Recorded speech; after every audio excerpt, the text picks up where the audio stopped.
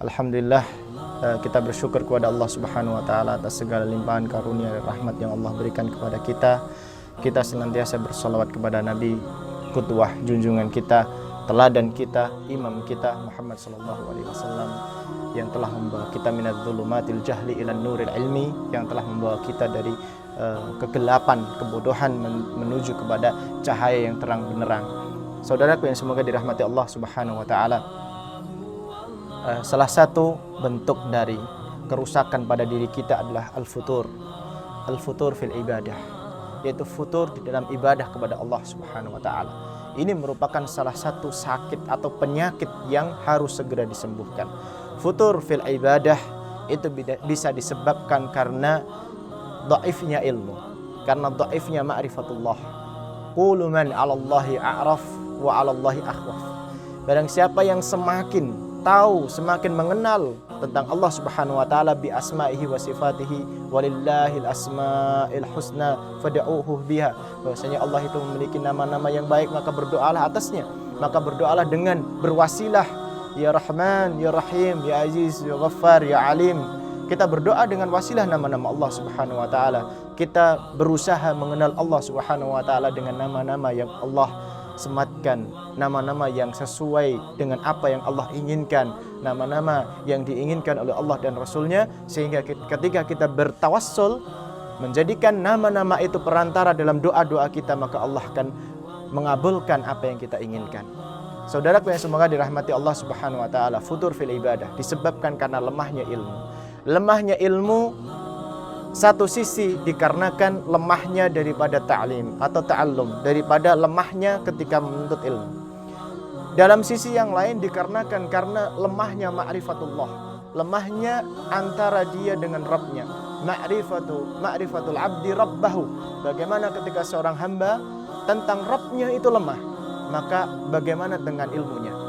Bahwasanya ilmu adalah miliknya Allah Subhanahu wa taala. Ketika dengan pemilik ilmu saja lemah, maka tentu dengan ilmunya akan semakin lemah.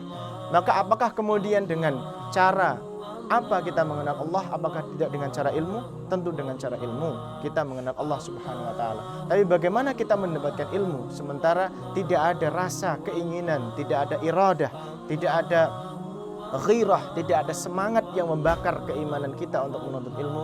Maka dengan cara berdoa kepada Allah Subhanahu wa taala, Allahumma ihdinas siratal mustaqim, ihdinas siratal mustaqim, Allahumma hdini ila sabilit thariq, ila siratil mustaqim. Kita terus berdoa kepada Allah di sepertiga malam yang terakhir. Kita berdoa kepada Allah di auqatil mustajabah, di waktu-waktu mustajabah, bainal adzan wal iqamah, di antara adzan dan iqamah. Kita berdoa kepada Allah Subhanahu wa taala fi akhiril waqti min yaumil jum'ah, di akhir waktu, di sore hari, di hari Jumat. Kita berdoa kepada Allah di ayyam mufadalah, di hari-hari yang diutamakan Allah Subhanahu wa taala dalam setiap bulannya. Ayyamul bid, kemudian hari Senin dan Kamis ketika puasa menjelang sahur atau menjelang berbuka puasa. Dalam berbagai cara, berbagai wasilah, kita mencoba mendekatkan ilmu itu kepada diri kita, mencoba mengenal Allah dengan apa yang Allah ajarkan kepada Rasul kita Muhammad SAW yang diwariskan dengan ilmunya. Maka dengan cara itu kita akan mudah mengenal Allah Subhanahu wa taala. Kemudian dengan cara apa kita mengenal Allah Subhanahu wa taala? Dengan cara mentadabburi makhlukat, mentadabburi ayatul kauniyah, mentadabburi apa yang Allah ciptakan. Khalaqas samawati sab' wal arduna sab'. Allah menciptakan langit yang 7. Allah menciptakan bumi yang memiliki 7 lapis.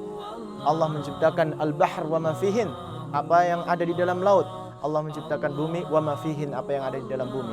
Semua kita tadabburi bahwasanya la yuhitu bihi syai'a. Allah Subhanahu wa taala itu muhit. Allah Subhanahu wa taala itu mampu mengetahui semua apa yang telah Allah ciptakan, dan tentu tidak ada yang bisa menyerupai laisa kamitslihi syai' bahwa samiul basir. Tidak ada yang bisa menyerupai apa yang diciptakan Allah Subhanahu wa taala, baik itu bumi, baik itu bulan, baik itu matahari, baik itu angin yang berhembus, baik itu awan yang berjalan, awan yang dibawa oleh angin, baik itu turunnya amtar atau hujan. Tidak ada satu pun di antara makhluk yang bisa menyerupakan ciptaan Allah Subhanahu wa taala.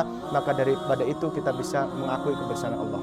Futur fil ibadah disebabkan karena lemahnya ilmu ma'rifatullah. Dengan cara itu, maka semakin tinggi kekuatan iman tersebut, ingin tahunya dengan Allah Subhanahu wa taala, maka kuatnya cara untuk menempuh belajar ilmu. Sehingga dengan cara itu akhirnya dia ingin belajar ilmu dengan sungguh-sungguh, dan akhirnya dengan belajar ilmu tersebut bisa menempuh bagaimana ibadah kepada Allah Subhanahu wa taala.